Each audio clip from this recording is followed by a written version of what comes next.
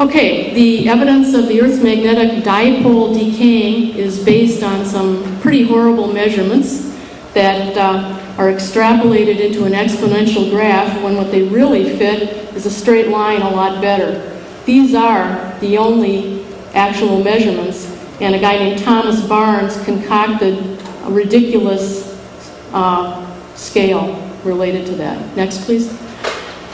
The Earth's magnetic field is not a simple dipole. There are areas over the Earth where there are parts of high flux and parts of areas of low flux. And no, we don't know exactly what causes everything in the way of magnetic reversals, but there are plenty of areas where they've been documented. Here's what one of these striped areas looks like. Next, please. This is the remnant magnetism along the west coast of North America, and there are clear areas of regular and reversed polarity. And one more, I believe. The magnetic theory of Barnes. Okay, sorry. I guess I'll stay up and ask another question.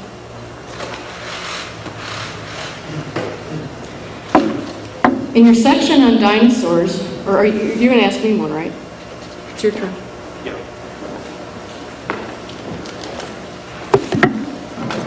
I think I just heard you to say there are areas of reversed polarity on the bottom of the Mid-Atlantic Ridge. No, I said the west coast of North America. Okay, the rest are there areas of reversed polarity? I said areas that show reversed polarity. Okay. There are no areas of reversed polarity off the coast of North America. There are areas of stronger magnetism and weaker magnetism. Go back and look at your own chart. Is this your question? It shows, yes, where are these areas of reversed polarity? I would like to see one. Show me, tell me please.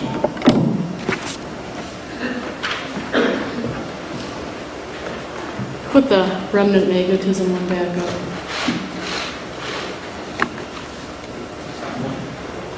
What? Oh, okay. The question about the reverse polarity, why is that important? Well, did the Earth's magnetic field ever reverse or not? This gives a much longer age to the Earth, and I think that's the essence of the question. Now, these areas do show areas of, as he says, more magnetism or less magnetism.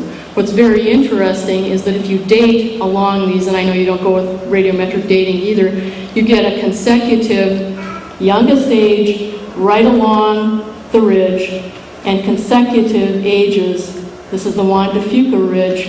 These are, I believe, potassium-argon ages, and you can see very clearly 0 here, 2 million here, 4 million in yellow, 6 million here, 8 million in orange. And how interesting that we would get an effect like this if absolutely nothing is going on and radiometric dating doesn't work.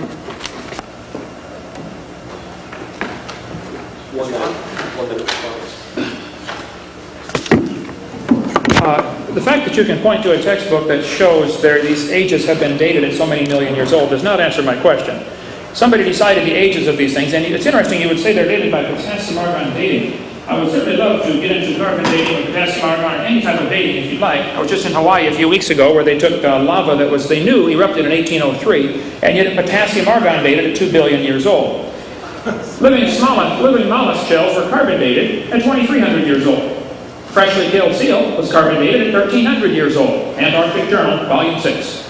Shells from living snails are carbon dated at 27,000 years old. Science Magazine, Volume 224. One part of the Belisovich mammoth, carbon dated 29,000 years old. Another part was 44,000 years old. This is from the same mammoth. One part of Dina, a baby frozen mammoth, was 40,000 years old. Another part was 26,000 years old, and the wood immediately around the carcass was 9,000 years old.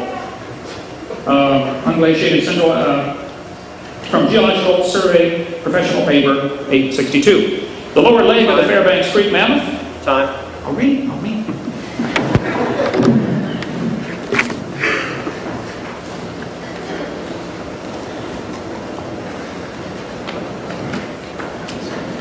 In your section on dinosaurs, you state, and I quote, a plesiosaurus is a long-necked swimming dinosaur. And you also say Basilosaurus is a long, skinny dinosaur that looks like an alligator with 2 front feet and no back feet. Please give the audience the scientific reasons why you lump a marine reptile and a whale in with the dinosaurs.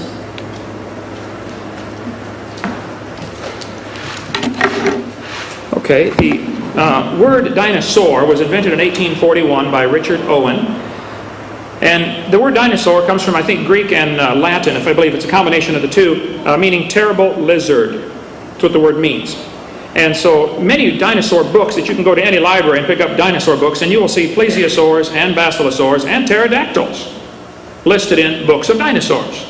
I think that would be a classic example of straining at a gnat and swallowing a camel. If you want to say that my definition of a plesiosaur really should be a marine reptile instead of a dinosaur, ask any kid in any school, show them a plesiosaur, say, what is it? Oh, a swimming dinosaur. I mean, so what? If it's a marine reptile, the point is, it's a plesiosaur. And if it bothers you, I'm sorry. I'll try not to call it a dinosaur, though I think it's listed in most books of dinosaurs all across the world. I don't think it's a major point at all.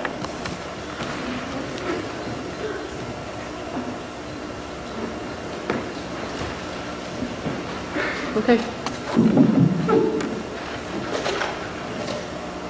Here are some slides showing some transitional forms in whale evolution. This is Basilosaurus, 40 million years. Ambulocetus, 52 million years. Notice the long functional back legs on the Ambulocetus and the much shorter legs on the Basilosaurus. Next, please. Other intermediate forms. Rhodnocetus from the Middle Eocene and the possible original form or the ancestor form of whales. Next, please. This is whale evolution, at least as of a couple of months ago, where there are a large number of intermediate forms, and a couple of them that haven't even made it to the press yet. I think there might be one more. And occasionally we do see a whale that belies its evolutionary history by having contained in its blubber some sort of vestigial leg substance. Give for 30 more seconds. I need it. I don't mind. You got more stuff? No, I'm done. I'm not.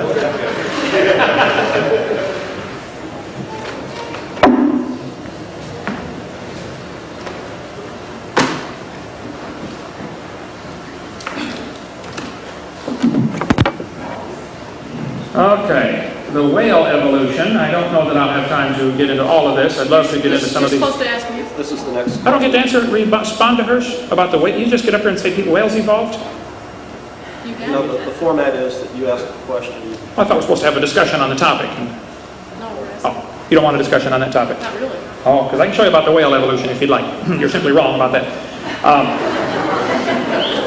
Okay. Well, you asked me to keep questions from my seminar notebook. I think you're 0 for 1 on the first one. Where did time, space, matter come from? If you want to stick with biology or with chemistry, which is your expertise here, can you explain to me how life got started from non-living material? Has anybody ever observed this happen? Is there any scientific evidence that it can happen, other than Miller and Urey's experiments of making a few amino acids, which is a far cry from making life, which we'll be glad to talk about if you'd like. But I'd like what evidence you have of how life got started, and corollary to the question, when, where, why, and how did this life learn to reproduce itself? How do you go from asexual to sexual reproduction?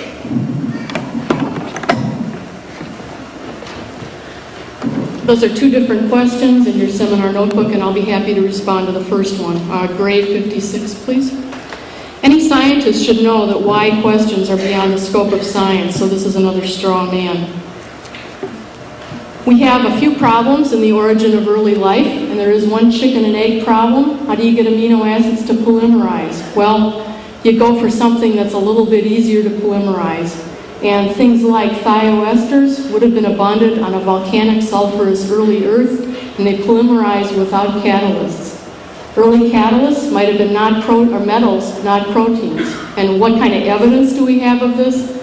Iron sulfur proteins in our enzymes, evidence of an earlier time. And low expectations. You know, who said life had to be anything like we have now? Next, please. What is the probability of life just happening?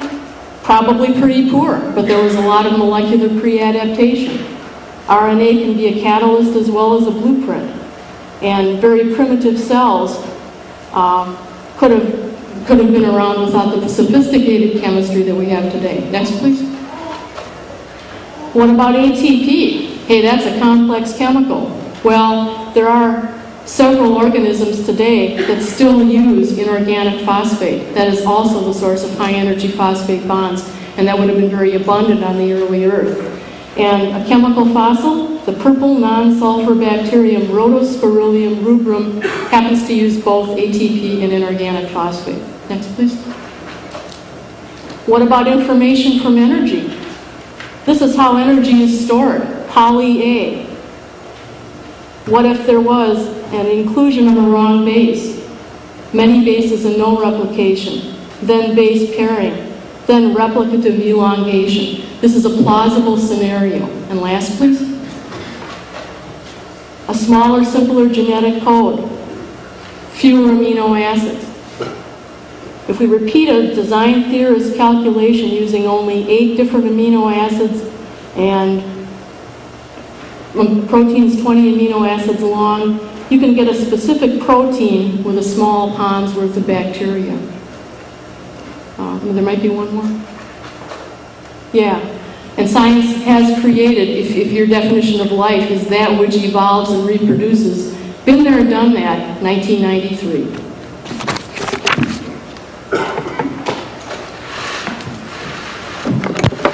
All right, textbooks say that first, self-replicating systems must have emerged in this organic soup. I mean, it just must have happened.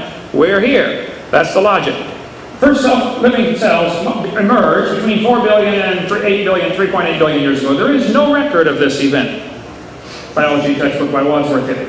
Have they produced life in the laboratory? Absolutely not. Not come anywhere close. Let me tell you what they did do. Miller and Urey both, and everybody, and Oprah and all these guys, have carefully excluded oxygen. They used what's called a reducing atmosphere. There's a reason they did this, because oxygen causes a problem. Oxygen will oxidize anything that is created. So they took oxygen out of their experiment for fear it would oxidize whatever was created. The problem is, without oxygen, you can't have ozone. And ozone blocks UV light. UV light is what destroys ammonia. And Miller and Urey used, Stanley Miller and Urey and Oprah, they used ammonia in their experiment. But ammonia is destroyed by UV light. So you have to have oxygen to protect it. Also, oxygen is found in the lowest rock layers. Michael Denton, page 61. Michael Denton, the far cry. That was a minute? Yep. Find my videotape number 4, and you'll answer all these.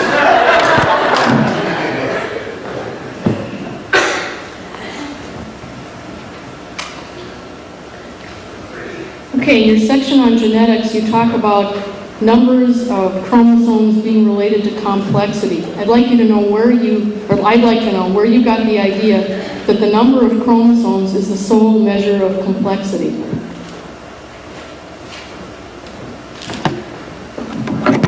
The chart in my seminar notebook showing the complexity of animals based upon their chromosome number is a spoof on evolution, showing that how penicillin only has 2 chromosomes, fruit flies have 8, tomatoes and houseflies both have 12. The number of chromosomes does not follow at all the expected evolutionary pattern.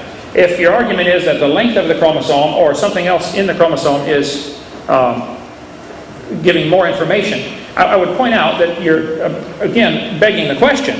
The fact is, they do have more chromosomes. The fern has 480 chromosomes. Man only has 46.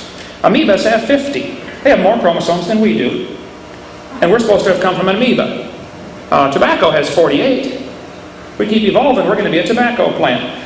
So the purpose of that was to show how silly the idea is. The only textbook I found that even dealt with the question of chromosome number was one biology textbook in a college library that I found that said the number of chromosomes does not seem to follow the expected evolutionary pattern.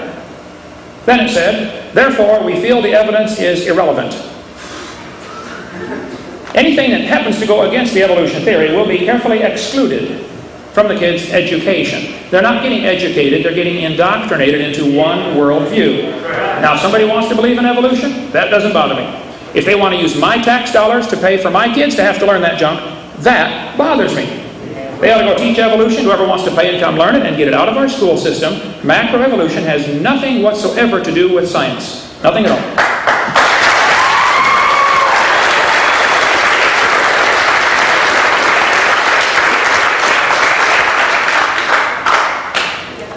And be sure you ask Kent Hovind whether he pays his income tax.